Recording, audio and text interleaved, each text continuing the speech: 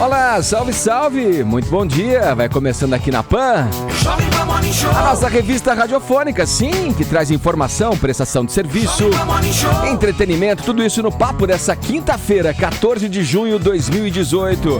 É hoje, hein? É hoje! Já já a equipe de esportes da PAN traz todos os detalhes sobre a seleção brasileira, a cerimônia de abertura da Copa do Mundo, às 11 horas e a primeira partida do torneio entre os anfitriões russos e a Arábia Saudita. Falei que estava com fome. O relato do menino impedido de comer uma refeição paga por um cliente em um shopping de Salvador. O segurança envolvido na confusão foi afastado e o vídeo do episódio viralizou. Combate ao crime. Polícia Civil e Ministério Público de São Paulo deflagram a operação para minar a estrutura do PCC, o primeiro comando da capital. Esses são alguns destaques do nosso Morning Show que está apenas começando. E você é o nosso convidado especial de camarote. Muita honra e muito prazer ter você aí do outro lado escutando a gente todas as manhãs aqui na Jovem Pan, né, Paulinha? É isso mesmo, senhor Edgar Piccoli. Muito bom dia. Bom dia. Muitos achavam que não haveria Morning Show. Muitos acharam errado, queridos. Copa. Não é verdade?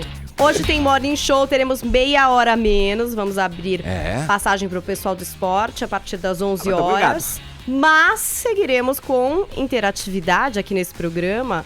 Pelo WhatsApp e pelo Twitter com uma hashtag maravilhosa. Use a imaginação, eu não sei se você está aí. Hashtag na Rússia eu. Vou comprar miniaturas de vodka? Mas não vai dar tempo do WhatsApp, Paulinha. Não vai dar tempo? Não dá, é muito tempo? curto, pô. Hoje a gente acha que vai ficar sem, então vai. fica a dica só no Twitter. Olha, estão querendo até entregar pro Pânico. Já tá uma loucura hoje. Hashtag na Rússia eu. Fala o que é que você faria na Rússia, querido. Põe aquele gif, põe aquele meme, faz aquela posta, dá aquela dica pros amigos. Tô esperando a interatividade aqui com vocês no nosso Twitter. Hashtag na Rússia eu. Tá certo, complete a frase aí. Na Rússia pode dançar o quê? Uma polca? Talvez. Eu acho que na Rússia vale tudo, a verdade é essa. Pelas notícias que a gente lê na Rússia, acontece cada coisa que até Deus duvida. Olha aqui, você pode acompanhar o Morning Show em imagens também e ver tudo o que acontece nesse cubo multicolorido do rádio brasileiro. Baixe o aplicativo da Jovem Pan ou então, olha, acesse o nosso portal jovempanfm.com.br ou o nosso canal youtube.com/morningshowjp. Além das mídias sociais, estamos no Instagram, também no nosso perfil do Facebook. Você pode encontrar muito conteúdo extra. Dê uma passada por lá e deixe o seu joinha que a gente fica feliz da vida. Todos convidados a passarem a próxima hora e meia colados aqui na Jovem Pan, porque o Morning Show tá apenas começando, Paulinha.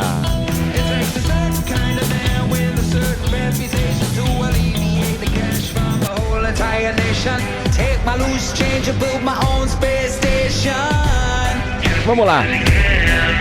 Sei que a gente tá ouvindo ao fundo aí, é o britânico Robbie Williams, que vai cantar na cerimônia de abertura da Copa do Mundo, logo mais às 11 horas da manhã, como eu disse aqui. Aliás, Paulinha, essa música que a gente tá ouvindo aí, Party Like a Russian, gerou uma polêmica danada e foi gravada há 2 anos e deu um buchicho na Rússia lá. O cara meio que foi banido lá até, não? Pegou mal. É como se fosse festeje como um russo e tem um verso que começa a música que fala assim: é necessário um certo tipo de homem com um certo tipo de reputação para aliviar o dinheiro de uma nação inteira. E aí, muita gente achou que o Robbie podia estar falando do Putin. Ele já falou que ele negou, né? Não é bem isso. Mas não vai cantar essa musiquinha na abertura, não, tá? Vai ficar com o popurrí dele dos hits mesmo. A gente pode esperar algumas outras músicas, mas essa não vai rolar, Edgar. Não vai rolar, né? Não, eles vão poupar. E as pessoas reclamaram porque mostrava uma visão estereotipada ali do russo. E tinha essa questão da conotação também com o presidente, né? O Putin, né? Bom, olha, depois ao meio-dia a gente aqui na Jovem Pan entra em campo com a seleção campeã, ou melhor, a seleção anfitriã, a Rússia, e a seleção da Arábia Saudita. Antes era, viu, Edgar? Antes era o campeão que ia abrir a Copa do Mundo, né? Agora não é. O atual campeão, aí fizeram essa besteira de ser o anfitrião, aí tem esses jogos mais ou menos, né? Rússia e Arábia Saudita, é legal porque é a abertura, mas poderia ser um jogo da Alemanha, por exemplo, abrindo essa Copa do Mundo, né? Que seria bem mais legal. Você vê que meu ato falho se justifica então, né? Sim, claro. É que você Você é um conhecedor do futebol, né? Ah, quem me dera. Olha aqui, nesse momento a gente já faz contato com o nosso grande garganta aqui da Jovem Pan, o Nilson César, que vai narrar este clássico do futebol mundial aí entre Rússia e a Arábia Saudita. Nilson, de pronto já te mando aí de cara aí, né? Eu quero saber a escalação da Rússia. Quero ver se você tá bom aí, afiado no idioma aí. Quero ver se o seu russo tá bom. Bom dia! Oi, Edgar, grande abraço pra você, muito bom dia, meus amigos da Jovem Pan. É o seguinte, rapaz, não só a Rússia, como eu vou te dar, a Arábia Saudita também. Tá querendo a Arábia também, Edgar? Da Arábia, quero ver, aí sim, aí sim. Duvido. Não tem esse negócio de... E outra coisa, campeã, a Rússia é só de vodka, rapaz. Aliás, aqui tem o museu da vodka, entendeu? A gente tem que segurar o Renan. Nilson, a gente tava aqui numa polêmica aqui, porque saiu uma informação de que o russo bebe quantos? 15 litros, Paulinha? Por ano? Dava a gente achou quase pouco. 1 litro por mês e a gente achou que pouco, essa conta né? pode estar errada. Eu sei, você pode conferir de perto. Vodka? O Boris Yeltsin bebia muito mais, né? O Boris Yeltsin era campeão de vodka. O homem tava vermelho o tempo todo, rapaz. Era uma beleza. Mas você quer a Rússia? Vamos lá. Febre, Kutepop, Iganastev, Shirokov, Gazinski, Zovirin, Samedov, Dezogaev, Golavin, Smolov. Fui bem ou não? Ou seja lá o que você quis dizer com tudo isso. Mas vou te dar. Agora, Paulinha, agora anota aí a Arábia, Paulinha. Anota aí que eu sei que você conhece os 11 da Arábia e sabe o rendimento tático de cada um. Muyayov, Burayek, Bolahi, Ansai Al-Arbi, Al-Faraj, Al-Sheri, Al-Jazim, Al-Kayabari, Cano e Al-Shalani. Isso é pra matar de vez. Eu não sei se o Nilson tava rosnando ou tava falando os nomes, gente. Tem o Alface e o Alberto também. Ô, Nilson. Vocês não estão me vendo, mas eu tô vendo você aí.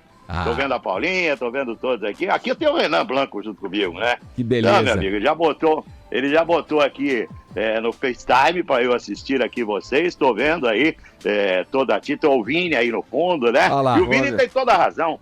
Sabe por que ele tem razão? Você deveria ter na abertura da Copa do Mundo, essa aqui já é a 8ª Copa que eu estou transmitindo pela Jovem Pan, e você deveria ter um grande jogo. Você deveria ter, por exemplo, a Alemanha enfrentando alguém. Exatamente. Né? Então, a Rússia que não tem quase nenhuma tradição, a Rússia vai disputar sua 4ª Copa como Rússia, né? Ela não passou nunca por uma outra fase, a não ser a fase inicial da competição. Vai enfrentar a Arábia, que disputa o seu 5º Mundial, e o melhor rendimento da Arábia até hoje foi nos Estados Unidos em 1994, em que ela passou para 8ª de final da Copa. Então, quer dizer, tecnicamente é um jogo fraco. Mas olha, daqui a pouco eu acho que vocês vão ter imagens também aí no Brasil. Nossa senhora, o estádio tá lindo, rapaz. O estádio Luznik. Lindo, lindo, lindo, lindo. A organização, ninguém pode reclamar de nada. Porque o russo não gosta de futebol, porque o povo é frio. Tudo isso nós sabemos. É um povo diferente de um italiano, que é um apaixonado por futebol, um espanhol, que é apaixonado por futebol. Mas ele organizou de uma maneira espetacular essa Copa do Mundo. Tá tudo certinho, meu amigo. Tudo correndo muito bem. E nós vamos ter aquele espetáculo lindo começando com esse jogo que nós vamos mostrar no AM, no FM, com imagem. Muito legal. Você vai curtir essa transmissão Rússia e Arábia daqui a pouco. A Rússia vai quebrar o tabu, que ela não ganhou esse ano ainda, viu, meu caro Edgar? E vai meter 2-0 na Arábia. Pra entusiasmar o pessoal, tomar vodka até as tantas hoje aqui. Tá certo, já tá cravando aí o resultado. Ô, Nilson, eu acompanhando o Jornal da Manhã, vi aí o boletim do Ulisses, que tá em Sochi, você aí em Moscou. A seleção brasileira, o que você pode dizer pra gente nesse momento aí? O que você tá observando dos brasileiros que vão até aí, os torcedores brasileiros e da nossa seleção especificamente? Olha, Edgar, a nossa seleção ela é uma das favoritas para conquistar a Copa. Eu colocaria assim, olha...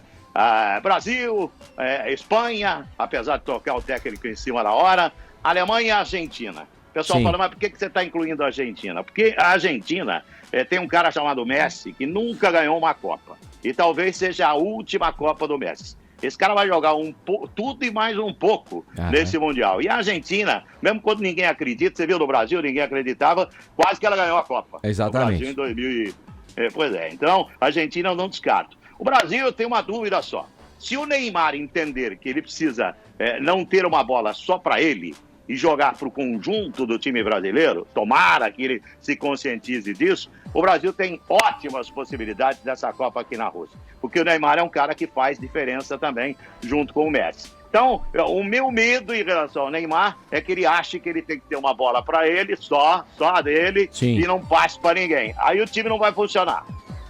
Tá certo. Olha, Nilson, bom trabalho pra você. Essa é a mágica do rádio, da comunicação. Você do outro lado do planeta falando com a gente aqui no Morning Show, trazendo as informações desse dia importante, dessa abertura da Copa do Mundo, um pouco de como anda a seleção brasileira, mas eu tenho aqui nesse final de papo com você, Nilson, cometer uma inconfidência aqui, ó. A partida que nos interessa hoje, você sabe qual é, não é essa da Rússia e da Arábia não, né? Hoje tem, quer ver, ó, Guarani, São Bento no Brinco de Ouro, lá em Campinas. Os nossos Nossa, do que vocês estão falando? Os nossos times vão se enfrentar na cancha e se cuidem, porque o Bugrão vai pra cima. Você vê, ó, eu tô aqui em Moscou pra abrir a Copa, mas eu tô de olho nesse jogo à noite também. Isso que é gostar de futebol. Aí sim, né? Onde os fracos não tem vez, viu, Nilson? Olha, um grande abraço. Um grande abraço pra você, bom trabalho pra você aí e qualquer novidade é só chamar a gente. Valeu, Nilson. Então vamos convidar o ouvinte da PAN, AM, FM, a partir de 11 horas da manhã, com imagem da minha transmissão aqui de Moscou. Isso é muito legal. Com imagem da minha transmissão de Moscou, você vai curtir Rússia e Arábia Saudita, a abertura da Copa aqui na Rússia. Um abraço pra você. Vou te levar uma vodka nacional aqui que você vai curtir, Edgar. Um abraço. Ô, Nilson, traz duas. Vou cobrar. Tá aí, Nilson César falando com a gente diretamente de Moscou, onde acontece logo mais a abertura da Copa do Mundo, uma partida entre os anfitriões, a Rússia e a Arábia Saudita. Vini, vamos seguir ainda no futebol. Futebol é um esporte lindo, né, Vini? É uma maravilha, é encantador esse esporte. Já parou até guerra, meu camarada, se você não se lembra disso. Verdade. Aqui no Brasil, essa característica conciliadora do esporte se expressa como em poucos lugares do mundo. Não é mesmo? Ontem tivemos um exemplo disso. Diga Palmeiras e Flamengo ontem, né? Aqui no Allianz Parque, né, Edgar? Caramba! Aqui foi um jogo interessante de dois candidatos aí ao título, de dois favoritos. Palmeiras começou bem, já logo de cara fazendo o seu gol lá com o William. Primeiro tempo merecia até fazer mais um gol. No segundo tempo o Flamengo foi lá, empatou com o Tuller, né? O Flamengo tá cheio de jogador aí da base, mas vai perder alguns agora aí nessa parada da Copa, Edgar. Então foi um jogo bem disputado entre dois times de muita qualidade, mas no final a intensidade desse jogo se transformou em confusão generalizada ali. Quebra, empurra.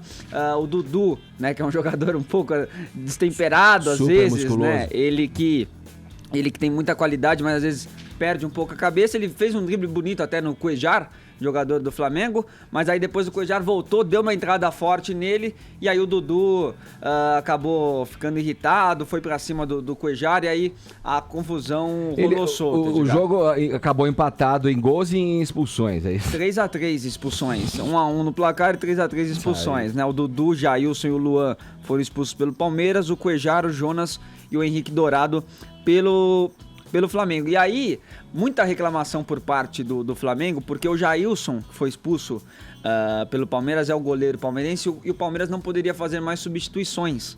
Então teve que ir um jogador de linha para o gol, que no caso foi o Moisés. Mas o juiz não deu muito mais tempo, ele tinha dado um acréscimo lá de 3 minutos, mas devido à confusão que estava em campo, ele decidiu encerrar o jogo antes da hora. Aí o Bandeira de Melo, presidente do Flamengo, reclamou muito disso, falou que já foi prejudicado várias vezes aqui no Allianz Parque, e também fez uma forte crítica ao Felipe Melo, porque nós tivemos também um lance no meio do jogo do Felipe Melo.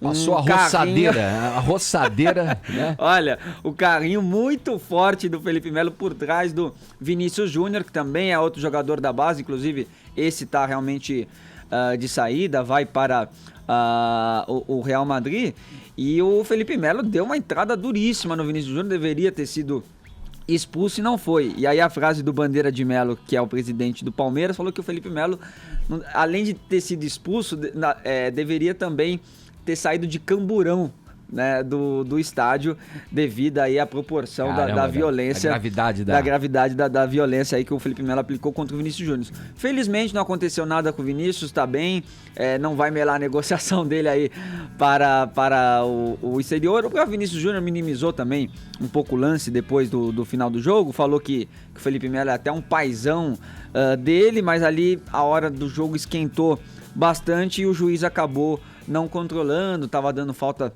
só pro lado, enfim. Mas o resultado acabou beneficiando o Flamengo, que manteve aí a liderança, 8 pontos de vantagem para o Palmeiras, que vai ser mesmo perdendo, manteria, né? Porque tá muito... manteria. Pro Palmeiras diminuiria para 5 pontos, ficou 8 e fica 4 agora do São Paulo e do Atlético Mineiro, que estão ali dividindo a vice-liderança. Mas olha, ainda bem que teve essa pausa pra Copa, porque o Corinthians, eu vou dizer uma coisa pra você, Liga. Depois que o Carille saiu, a coisa desandou, viu, Tonholi? Então, o Osmar Loss virou Osmar Lost, como mas peraí, diz o como é que muda? Vila. O time é o mesmo, pô, vai. O time tá ali, a base é a mesma. Por que o jogador para de jogar, meu? Eu não sei. Então contra o técnico, obviamente que tem ali uma questão do Corinthians ter muito desfalques também, né? Perdeu jogadores com a seleção, tem alguns machucados, mas acho que essa mudança de treinador acabou mexendo até que inconscientemente com o elenco também. Falado, vamos sair do campo de futebol e entrar no campo da política, Caio. Bom dia. Bom dia, fala, Edgar. Vamos por aqui, ó. Um ex-segurança da equipe do ex-presidente Lula disse que cumpria ordens de dona Marisa Letícia no sítio de Atibaia e que a mando dela ia ao local de 3 a 4 vezes por semana entre 2010 e 2011. O que você pode falar pra gente sobre essa história? Bom, eu posso falar que já tem provas o suficiente e muito mais do que isso para ninguém continuar acreditando no Lula. Eu já não acredito faz tempo e eu espero que a meia dúzia de gato pingado que ainda acredita pare de acreditar. Ô Vinícius Moura, diga. A gente vive num cenário brasileiro, no cenário do país, que poucas figuras públicas ainda têm credibilidade, correto? Correto. Até aí a gente tá de acordo. Sim. Qual que é um dos poucos nomes que você tem ouvido falar bastante ultimamente, que você fala, esse sujeito é um funcionário público, é uma figura pública que merece respeito? Quando eu te faço essa pergunta, que nome que vem na sua cabeça? Político? Não, qualquer figura pública. Um cara que você fala, esse cara é bacana, eu acredito nele. Bom, demorou demais pra responder, eu vou responder por ele. É o Moro, não é o Moro? Ninguém pensou no Moro? Claro. Eu pensei no Arnaldo César Coelho. Bom, continuando aqui. O Sérgio Moro, acho que quem tá no carro foi mais astuto que o Vini. O Moro é um dos caras que primeiro vem na sua cabeça. Fala, o Moro. Por quê o Moro tem essa credibilidade? Porque o cara, ele já peitou muita gente grande, inclusive o Lula. O Lula está preso na cadeia por causa do Sérgio Moro. Ontem à tarde, um ex-segurança do Lula se sentou à frente do juiz Sérgio Moro, lá em Curitiba.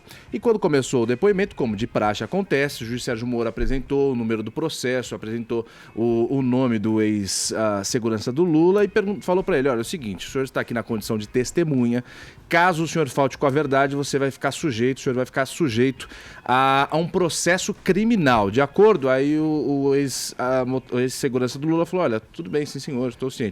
E aí começou a metralhar de pergunta. Esse ex-segurança do Lula foi ouvido na condição de testemunha de defesa de um ex-assessor do Rogério Aurélio Pimentel, ex-assessor também do Lula, no terceiro processo que envolve o nome do Lula no âmbito da Operação Lava Jato. É o processo que porque quer provar que o sítio em Atibaia sofreu reformas para encobrir propina de 3 empresas: Banco Chaim, Odebrecht e OAS. Um pouco mais de R$1 milhão pagos em propina em forma de reforma para acobertar a grana paga ao Lula. Esse ex-segurança do Lula falou para o juiz Sérgio Moro que ia, sim, de 3 a 4 vezes, ou até mais em algumas semanas, por semana, a mando da ex-primeira-dama do Brasil, Marisa Letícia, de que ele e o Aurélio iam sempre cumprir ordens da ex-primeira-dama Marisa Letícia. E toda vez que eles saíam de lá, que eles iam fiscalizar a obra e tal, eles ligavam para ela, olha, dona Marisa, a gente acabou de sair daí do seu apartamento em São Bernardo, agora já foi. Agora, no trecho que eu ia usar, a gente saiu do seu apartamento em São Bernardo, fomos a Atibaia e a gente cumpriu tais ordens ou não cumpriu tais ordens. Depois desse depoimento, que tem sim, você seria capaz de mentir pro Moro, sabendo que o cara, ele leva à risca o que tá na lei e tal, ele tá botando gente grande na cadeia, um ex-segurança ia brincar com o Moro? Acho difícil.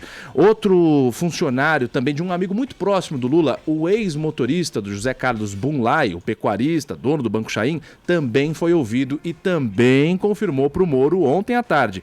Olha, seu juiz Sérgio Moro, é verdade, eu levei lá no mínimo 3 vezes o meu ex-patrão, o Bunlai, e eu já vi no meio do caminho, na Fernão Dias, indo lá para Atibaia, ele combinar algumas coisas de reforma e tal. Qual que é o processo? O Ministério Público Federal acusa o Lula de ser o dono desse sítio, que está no nome de 2 laranjas, não está no nome do Lula. O Lula nega veementemente que esse sítio pertence a ele. Mas o Ministério Público tem provas, as fotos e tal, agora esses depoimentos, e o José Carlos Bunlai é réu no mesmo processo, acusado de ter intermediado todas essas reformas. Então, com isso, são mais agravantes, mais complicadores aí para a defesa do Lula e toda a corja dele. E nesse depoimento, Caio, o ex-motorista aí diz também que presenciou a fala do presidente, o ex-presidente Lula, dizendo que aquilo poderia ser um presente para a dona Marisa Letícia, né? O sítio, né? A propriedade ali poderia ser um presente para a ex-primeira-dama também. Tonholi, o Lula está enroscado desse jeito aí, que todo mundo sabe, está preso. Tem alguma capacidade o Lula ainda de transferir votos aí? A gente tem alguns números que as pesquisas vêm mostrando, mas são fotografias muito específicas do momento ali. Você acha que tem capacidade do Lula dizer, votem nesse aqui porque é quem eu apoio, eu não vou poder concorrer? Ele tem essa transferência ainda garantida? Sim, vamos deixar um quadro claro. A Nau já está abandonando o rato, né? O espólio do Lula já está sendo disputado como um espólio de guerra, de terra arrasada, e vamos traduzir isso em números. Em abril, o PT começou a falar em plano B. Em abril, o Lula estava com 37% das preferências, depois caiu para 31%. E aí inventaram o plano B para o Fernando Haddad e para o Jacques Wagner. Como as pesquisas mostraram um peso pífio de 1% e 2%, o PT abandonou o plano B. Aí o Ciro Gomes, candidato do PDT, começou a flertar com o PT via PCdoB. Foi negociar com o PCdoB e depois foi negociar com o PSB, partido ao qual pertence, por exemplo, o governador de São Paulo em exercício, Dr. França. Por outro lado, a gente tem hoje uma defecção que faz parte do espólio ao qual você se refere, Edgar. Logo cedo eu flagrei Vinícius Moura assistindo um vídeo hoje em que Caetano traía Lula e dizia a Ciro Gomes, você é o meu candidato. Eu assisti esse vídeo, então, a entrevista aí. Nós temos outro rato abandonando a nau hoje, Caetano Veloso. O que está acontecendo? Pouco a pouco as pessoas estão desembarcando. Agora vai caber ao PT e ao Lula de dentro da cadeia indicar com quem se deve coligar para obter benesses no próximo governo. Sim. Vai partir do Lula a ideia de quem vai colocar o último prego no caixão. É curioso, né? Porque a gente analisa essas conjunturas, ouve você falar sobre isso, tem alguns caminhos que a gente fica imaginando, né? Para essa situação do momento, principalmente relacionada à esquerda, né? Essa entrevista aí, mas eu até queria pontuar, porque o Caetano fala que é eleitor do Ciro já faz tempo e tal.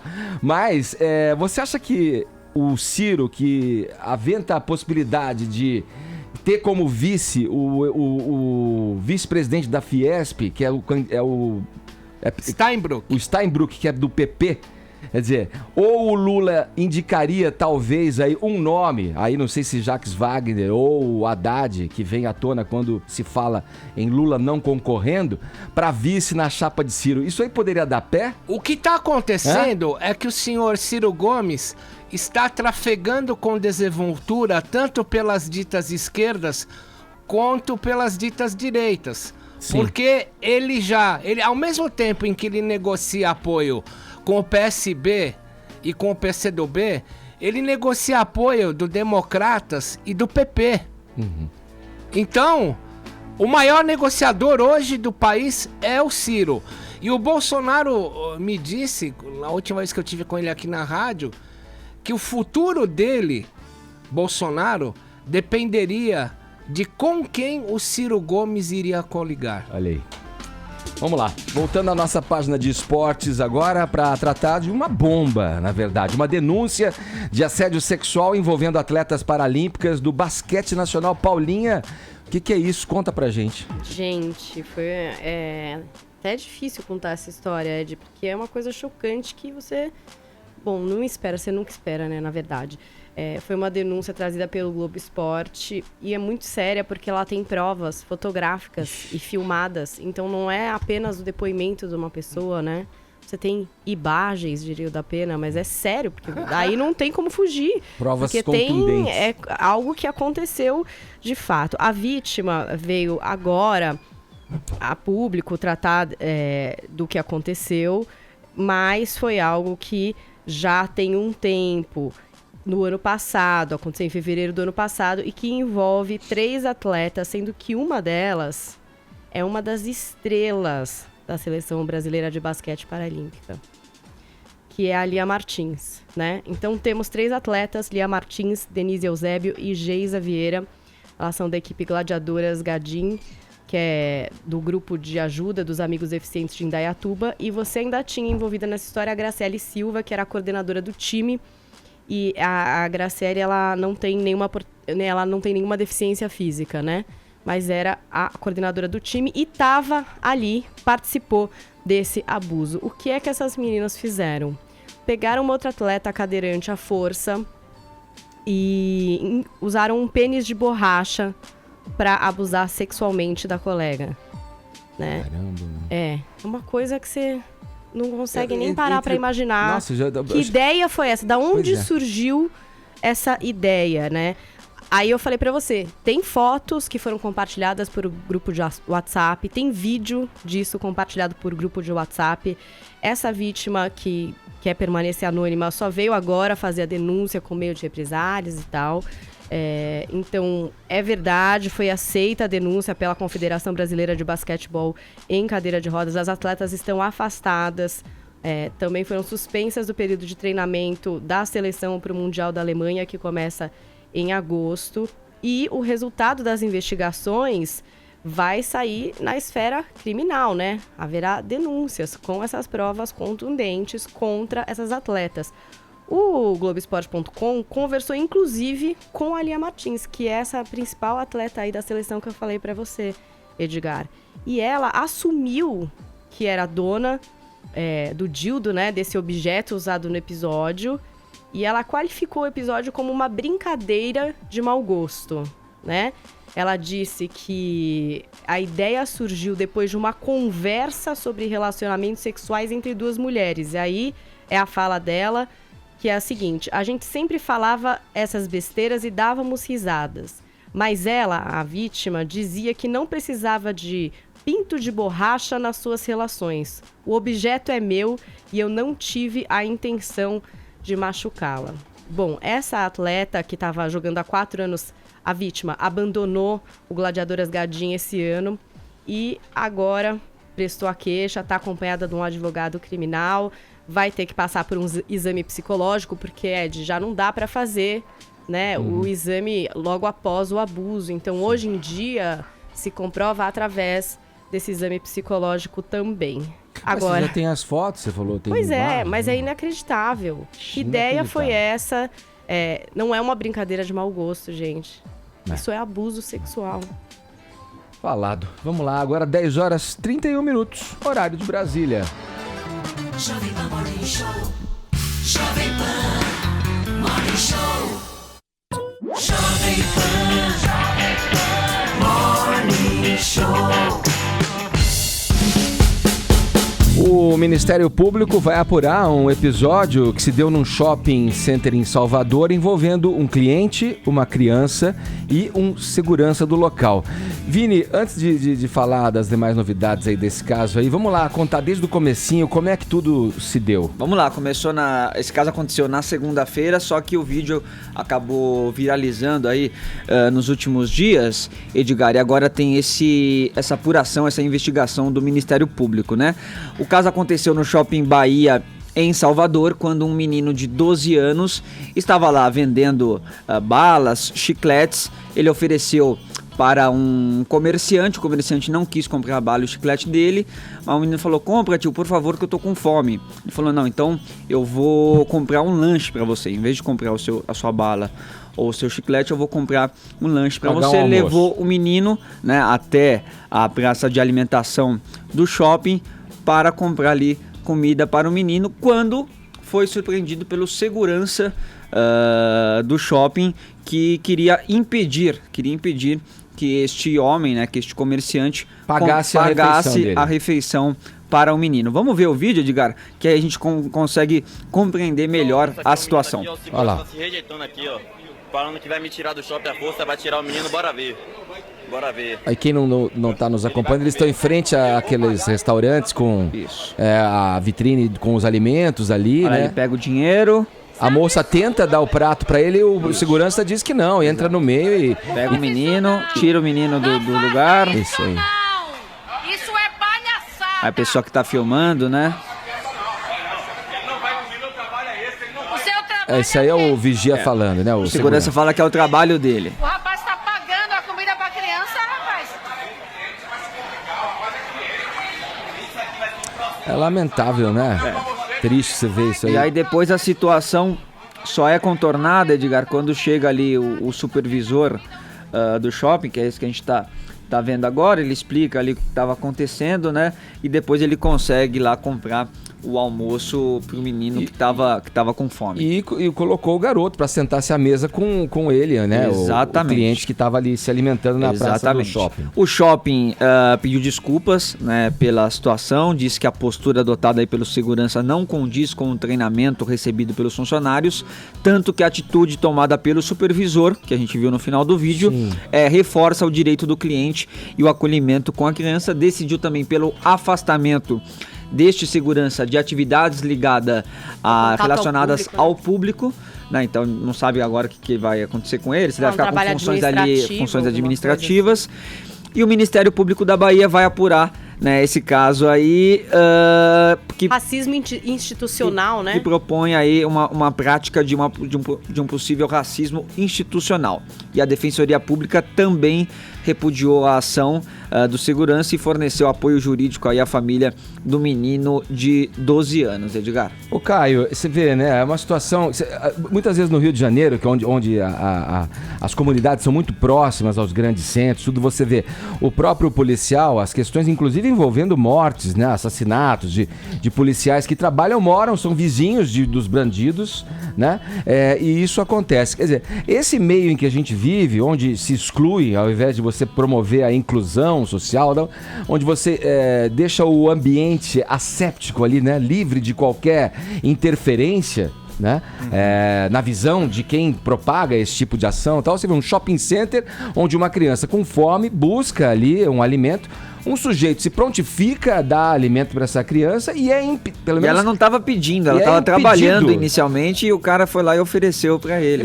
Quer dizer... É um caso bem complicado de comentar, né? Qualquer opinião que você dê em torno disso é bastante complicada. A gente tem que olhar alguns lados.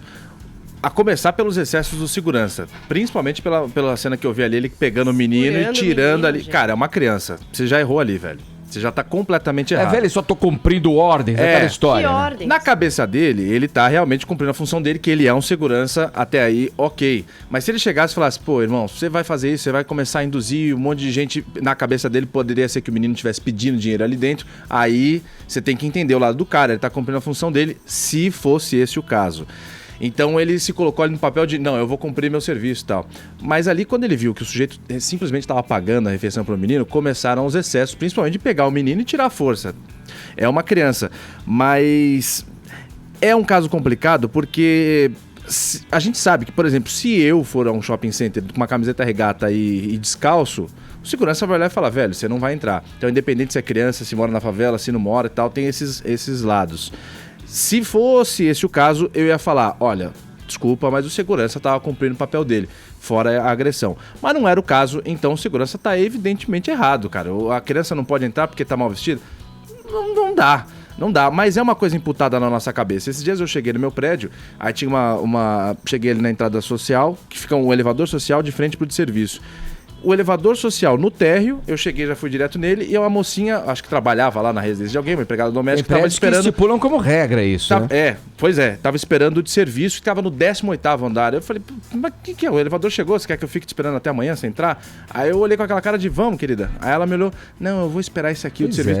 Eu falei, pelo amor de Deus, tá aqui, vambora. Aí eu depois fiquei pensando, a mocinha se sentiu constrangida de subir. Sim. Qual que é o problema, cara? Então tem essas coisas imputadas. Segue o jogo, né? Vambora, vamos em frente aqui no Morning Show. A Polícia Civil e o Ministério Público de São Paulo deflagraram nesta manhã uma operação contra o PCC. Nosso colega repórter aqui da Jovem Pan, Thiago Muniz, traz as informações pra gente. Bom dia, Thiago.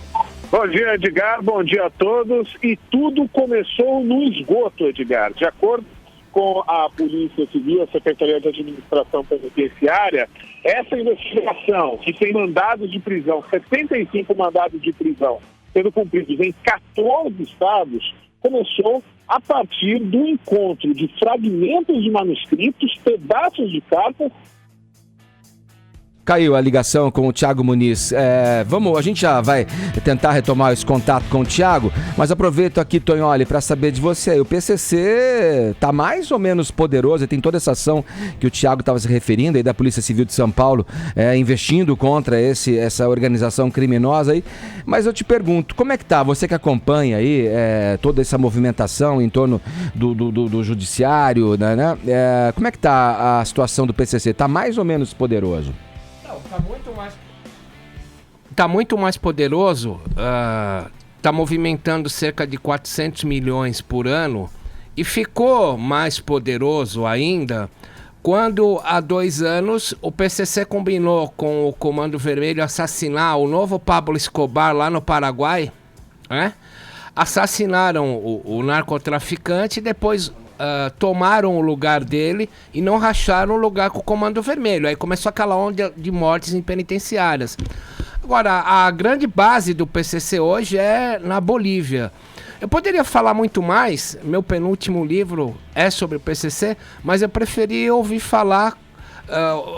as palavras do procurador que descobriu o PCC, que é o Márcio Sérgio Cristino, aqui do Ministério Público de São Paulo. Sem dúvida, um grande golpe contra a facção.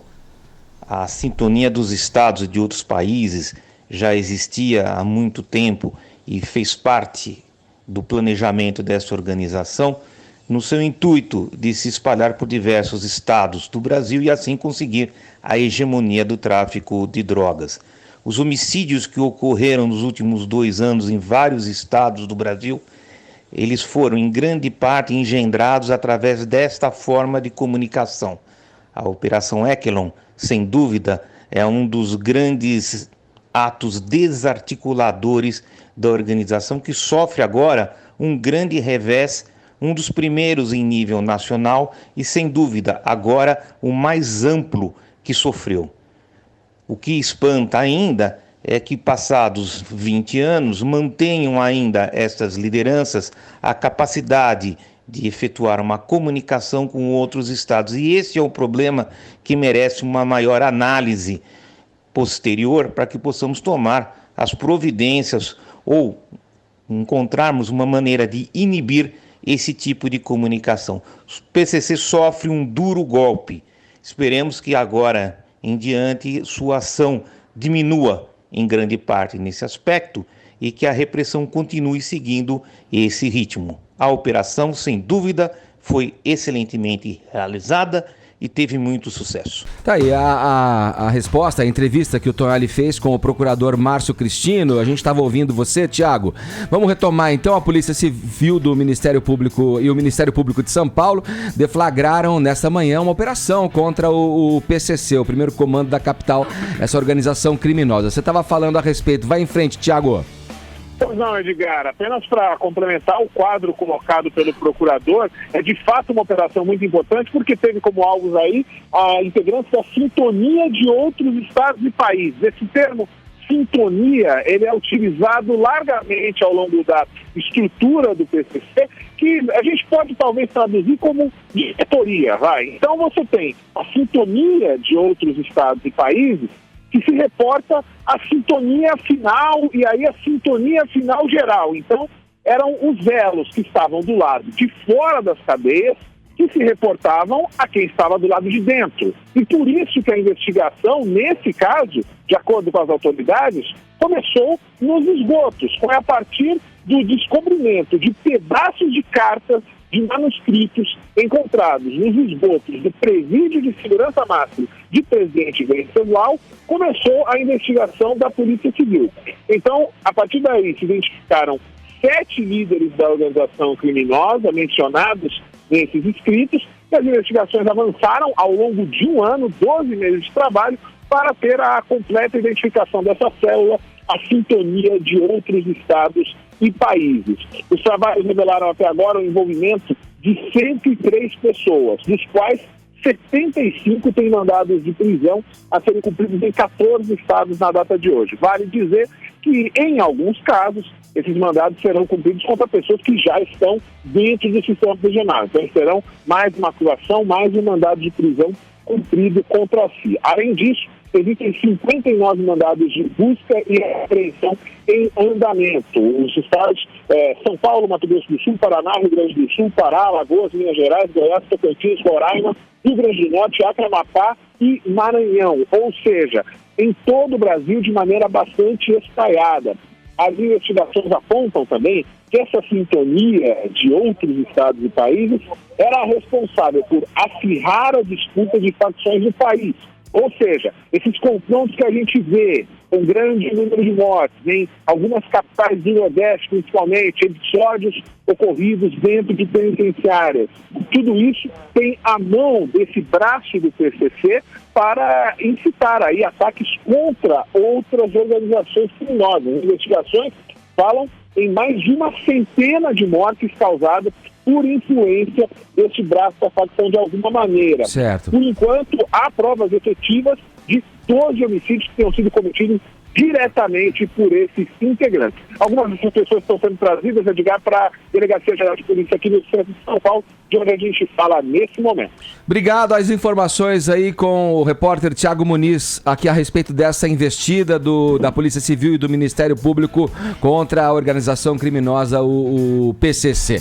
As informações. A gente segue aqui já na reta final. Olha, hoje o Morning Show está um pouco mais curto, em decorrência da abertura da Copa do Mundo, que a Jovem Pan transmite daqui a pouquinho, a partir das 11 horas da manhã, o jogo de abertura, a abertura e o jogo inicial entre os anfitriões, a Rússia e a Arábia Saudita. Mas hoje é quinta-feira. Os caras ficam inventando esses eventinhos e a gente que perde espaço, né? E quinta-feira é dia do quê? Estreias nos cinemas, Isso aí. O que temos de bom aí pra conferir? Vamos lá, ó. Começando por uma comédia Do Jeito Que Elas Querem. Traz 4 amigas, Edgar, sexagenárias. Elas têm um clube do livro, querido. E aí elas escolhem um título um pouco interessante, digamos assim. 50 Tons de Cinza. Tá passando o trailer errado, você que tá acompanhando, tá? Esse é um outro filme. A gente vai assistir. Daqui a pouco eu vou falar sobre esse. Mas Do Jeito Que Elas Querem, é isso. Traz essas senhorinhas lendo 50 Tons de Cinza. Agora, se eu te disser que entre essas senhorinhas temos Diane Keaton, ela interpreta uma viúva depois de 40 anos de casamento, a Jane Fonda, uma mulher mais velha que gosta de relacionamento sem compromisso, Edgar. Aí tem também a Candice Bergen, que tá ali num divórcio que nunca acaba, e a Mary Steenburgen, que enfrenta uma crise no casamento de 35 anos. O que será que Christian Grey tem pra ensinar pra essas mocinhas, hein? O segundo filme é o nacional Amores de Chumbo, que tem também protagonistas na casa dos 60 anos e brasileiros, que são eles têm na marca da sua história os anos de chumbo, o tempo da ditadura militar no Brasil.